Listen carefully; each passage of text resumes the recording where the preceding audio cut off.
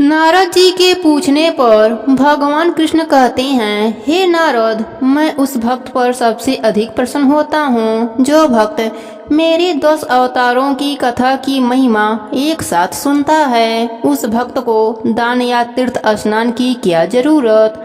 उस भक्त के श्रवण मात्र से ही मैं उस पर परम कृपा करता हूँ। उस भक्त की सभी मनोकामनाएं पूर्ण करता हूँ और अंत में वह भक्त मेरे परम धाम में मेरे साथ निवास करता है। इसी परम पवित्र भगवान विष्णु के 10 अवतारों की कथा आज हम सुनेंगे। भगवान विष्णु का पहला अवतार मत्स्य अवतार का था। एक बार जब थक कर ब्रह्मा जी सो गए थे तो उस समय उनके मुखों से निकले हुए वेदों को हयग्रीव दैत्य चुरा ले गया। इन वेदों को वह बहुत समय से लेना चाहता था। विष्णु भगवान ने सब देख लिया था। उन्होंने सोचा, मेरे पास बहुत कम समय है, अब शीघ्र ही यह युग समाप्त होकर दूसरे युग के आरंभ होने का समय आ गया है। विष्णु भगवान ने चारों ओर देखा। जब उनकी दृष्टि पृथ्वी पर पड़ी तो उन्होंने देखा कि राजा सत्यव्रत नदी में स्नान कर रहे हैं और हाथ में पानी लेकर प्रार्थना कर रहे हैं। उसी समय विष्णु भगवान ने तय किया कि वह मछली के रूप में अवतार लेंगे। राजा सत्यव्रत ने फिर से हाथ में पानी लिया तो पानी के साथ उनके हाथ में एक छोटी सी मछली भी आ गई। उन्होंने सोचा कि तुरंत ही इस मछली को वापस पानी में डाल देना चाहिए, अन्यथा यह मर जाएगी। जैसे ही राजा मछली को पानी में डालने को तैयार हुआ, मछली अचानक बोली, पानी के बड़े बड़े जीव जंतु मुझे खा जाएंगे, कृपया करके मुझे अपने घर ले चलिए। राजा सत्यव्रत मछली का बोलना सुनकर बहुत हैरान हो गए। उन्होंने उसको घर ले जाने का निश्चय किया और मछली को अपने कमंडल में डाल लिया। जब वे घर पहुंचे तो उन्होंने पाया कि वह मछली बड़ी हो गई है। उन्होंने उसको एक बड़े बर्तन में डाल दिया। वह मछली लगातार बड़ी होती जा रही थी, इसलिए राजा ने उसको तालाब में डाल दिया, परंतु उस मछली का बढ़ना नहीं रुका। तब राजा ने सोचा कि यह साधारण मछली नहीं हो सकती, यह भगवान का ही रूप होगी। अतः राजा ने पूछा, भगवान, आपने किस कारण से यह रूप धारण किया है? भगवान ने उत्तर दिया, आज से 7वें दिन सारी पृथ्वी में समुद्र और तालाबों का पानी भर जाएगा, चारों ओर पानी ही पानी हो जाएगा, प्रलय आ जाएगी, लेकिन तुम बच जाओगे। मेरी प्रेरणा से तुम्हारे पास एक बड़ी नाव आएगी, उसमें तुम सप्त ऋषियों को, वासुकी नाग को, कुछ जानवरों और चिड़ियों को लेकर चढ़ जाना। इतना कहकर वह मछली यानी मत्स्य भगवान विष्णु समुद्र के पानी में चले गए। वहां जाकर उन्होंने हयग्रीव राक्षस को खोजा और उसे मारकर उससे वेद छीनकर ब्रह्मा जी को दे दिया। 7 दिन के बाद ऋषियों ने देखा कि एक नाव उनकी ओर आ रही है। वे सब नाव में चढ़ गए।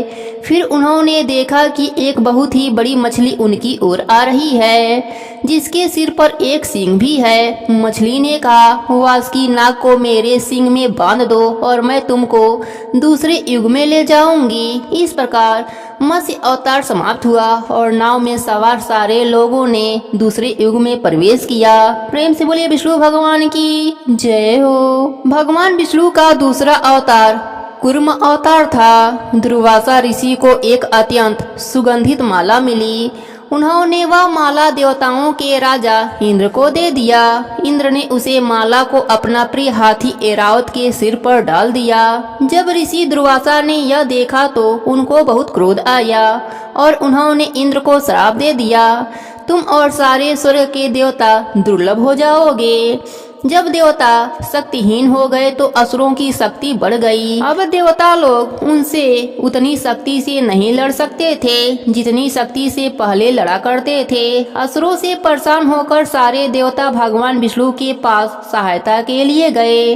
भगवान ने कहा, समुद्र मंथन करो, उसमें से अमृत निकालो, उसको पीकर तुम लोग फिर से शक्तिशाली हो जाओगे। देवताओं के राजा इंद्र ने पूछा, भगवान, इस काम में हमारी सहायता कौन करेगा? भगवान विष्णु ने कहा, असुर, और यदि उन्होंने अमृत पी लिया तो तीनों लोग बर्बाद हो जाएंगे। इंद्र ने कहा। देवताओं को आश्वासन देते हुए भगवान ने कहा, मैं वचन देता हूँ कि अमृत की एक भी बूंद असुरों को नहीं मिलेगी।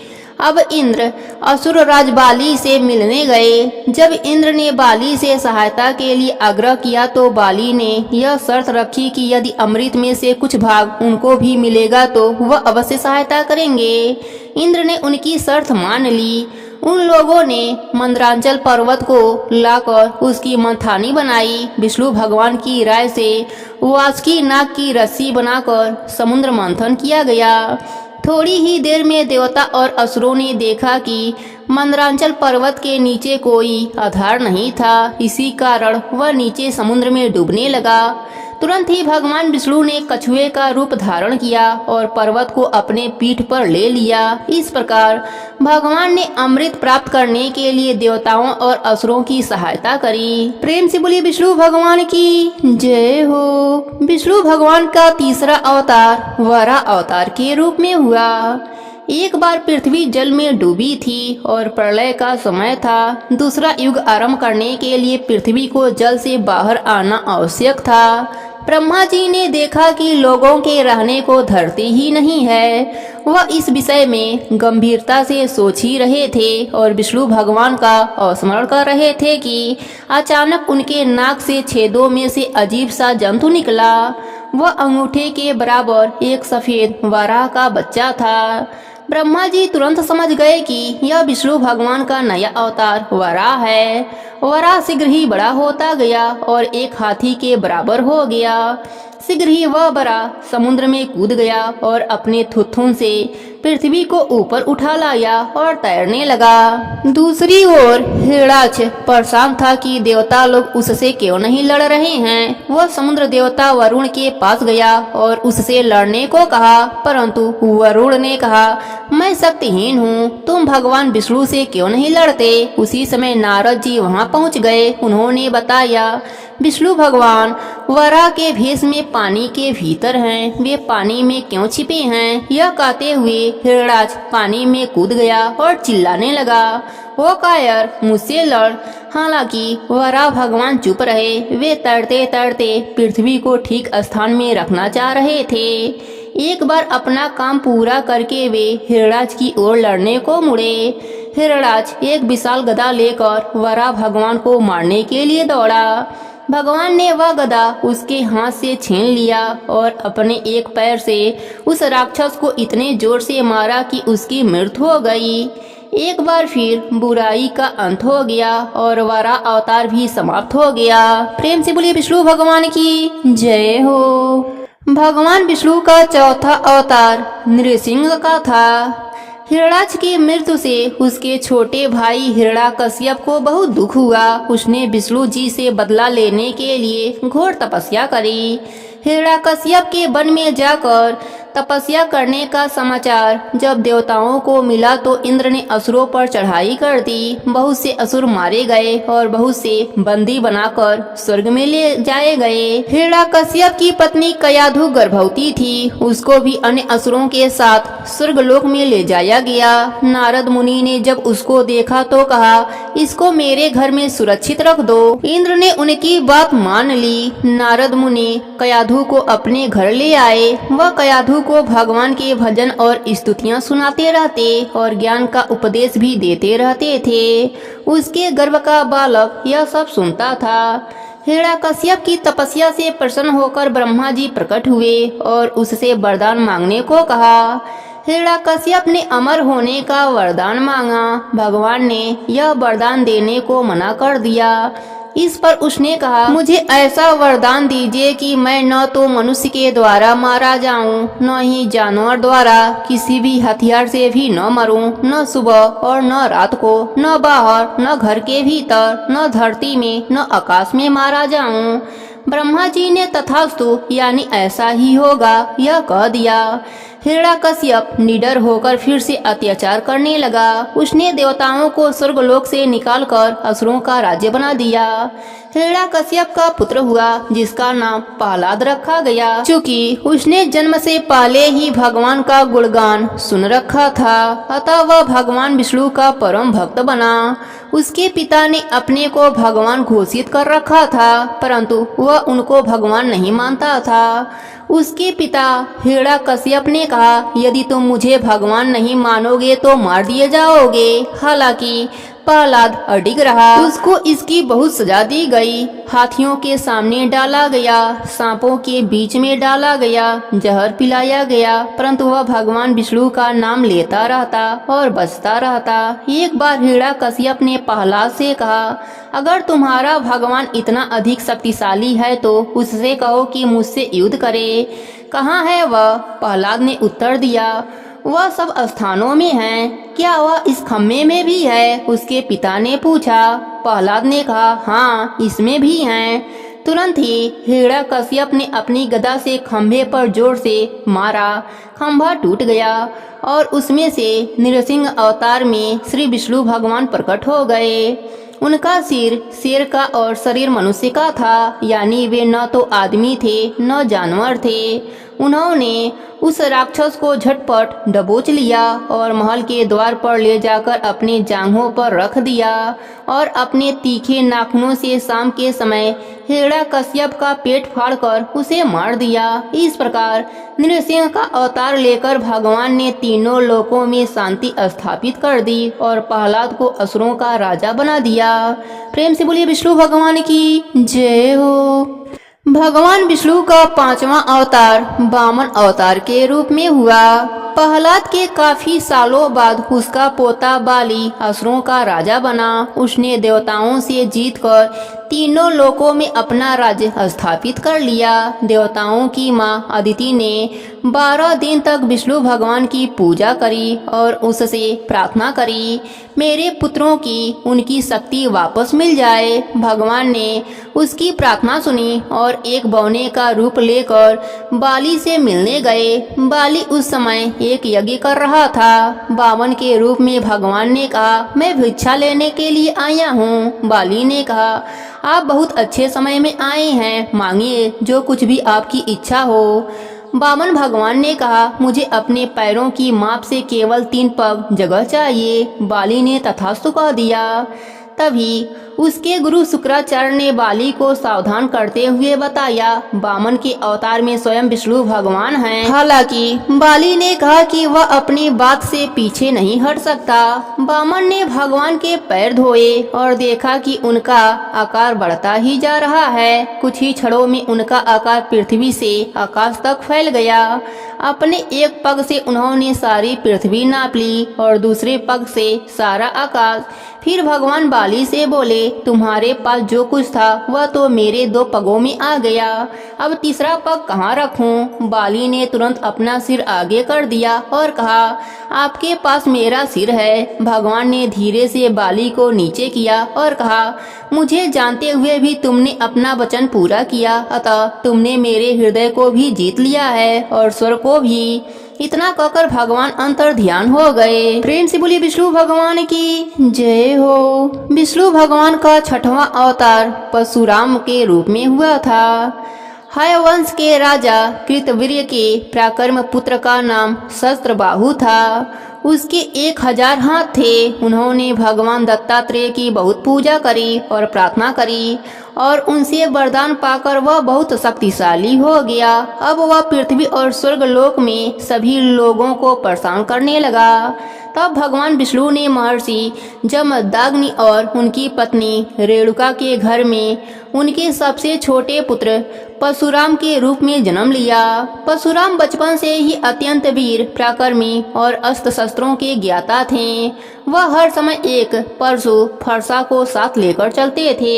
एक दिन कृतवीर्य के पुत्र सहस्त्रबाहु जमदग्नि के आश्रम के पास से जा रहे थे तो जमदग्नि ने उनको भोजन के लिए आमंत्रित किया। सहस्त्रबाहु ने कहा, हम बहुत लोग हैं। इस पर महर्षि ने कहा, मेरे पास कामधेनु गाय है, अतः कोई चिंता की बात नहीं है। तुरंत ही कामधेनु ने सबके लिए बहुत सारा भोजन दे दिया। सहस्त्रबाहु ने यह देखा तो उसने वह गाय अपने पास रख लेने का निश्चय कर लिया।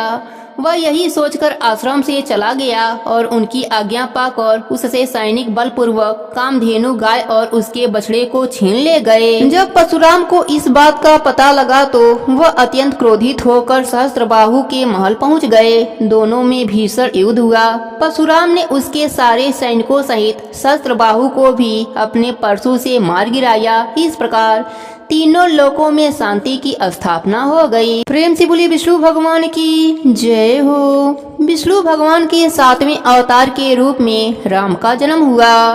रावण राक्षसों का राजा बन गया था। भगवान विष्णु ने अयोध्या के राजा दशरथ के पुत्र राम के रूप में अवतार लिया। राजा दशरथ की 3 रानियां थीं, कौशल्या, सुमित्रा और कैकेयी। 4 पुत्र थे, राम, भरत, लक्ष्मण और शत्रुघ्न। भगवान राम ने बचपन से ही अनेक राक्षसों को मारा था। उनका विवाह सीता जी के साथ हुआ। सीता जी राजा जनक की पुत्री थीं। कैकेयी के वरदान के कारण भगवान राम को सीता और लक्ष्मण के साथ 14 वर्ष वन में रहना पड़ा। वहाँ रावण की बहन शूर्पणखा ने भगवान राम के साथ विवाह करने का आग्रह किया। राम ने उसको लक्ष्मण के पास भेज दिया और लक्ष्मण ने उसकी नाक काट दी। इस बात से रावण बहुत क्रोधित हुआ और उसने राम से बदला लेने का निश्चय कर लिया। रावण ने एक राक्षस को सोने का हिरण बनाकर भेजा। सीता के आग्रह पर राम उस हिरण को पकड़ने के लिए गए। तभी मौका पाकर रावण ने एक साधु का भेष बनाया और सीता से भिक्षा मांगने गया। जैसे ही सीता उसको भिक्षा देने के लिए आई तो रावण बलपूर्वक सीता को उठाकर ले गया। भगवान राम ने अपने भक्त हनुमान और अनेक बानरों की सहायता से लंका में जाने के लिए समुद्र पर एक पुल बनाया। लंका में पहुंचकर राम और रावण में भयंकर युद्ध हुआ। भगवान राम ने सारे राक्षसों को और रावण को भी मार दिया और उसके भाई विभीषण को लंका का राजा बना दिया। अंत में राम, सीता और लक्ष्मण के साथ अयोध्या लौट आए। प्रेम से बोलिए विष्णु भगवान की जय हो। भगवान विष्णु के 8वें अवतार के रूप में कृष्ण भगवान का जन्म हुआ। भगवान विष्णु देवकी और वासुदेव के 8वीं संतान के रूप में पैदा हुए। उस समय उनके माता पिता को उनके मामा कंस ने कारागार में बंद कर रखा था। एक आकाशवाणी से कंस को यह मालूम चल गया था कि देवकी का 8वां पुत्र उसके मृत्यु का कारण होगा। अतः वासुदेव ने पैदा होते ही कृष्ण को गोकुल में नंद के घर में रख दिया। कृष्ण वहीं पलकर बड़े हुए। कंस ने उनको मारने का बहुत कोशिश करी। पूतना से जहर पिलवाया, सांप के रूप में अधासुर को भेजा और भी अनेक राक्षस भेजे, परंतु कृष्ण ने सबको मार दिया। कृष्ण और उसके बड़े भाई बलिराम कंस की राजधानी मथुरा पहुँचे। वहां पहुंचकर उन्होंने कंस को युद्ध करने को ललकारा और कंस को मार गिराया। कृष्ण से सभी लोग बहुत प्यार करने लगे। उनकी 16,000 रानियां थीं। पांडवों के वे पक्के मित्र थे। महाभारत की लड़ाई में उन्होंने पांडवों की बहुत सहायता की थी और दुर्योधन से पांडवों का राज्य उनको वापस दिलवाया। अर्जुन को गीता का उपदेश दिया। कृष्ण का जीवन जब पृथ्वी में समाप्त हुआ तो भी से कलयुग का आरंभ हो गया।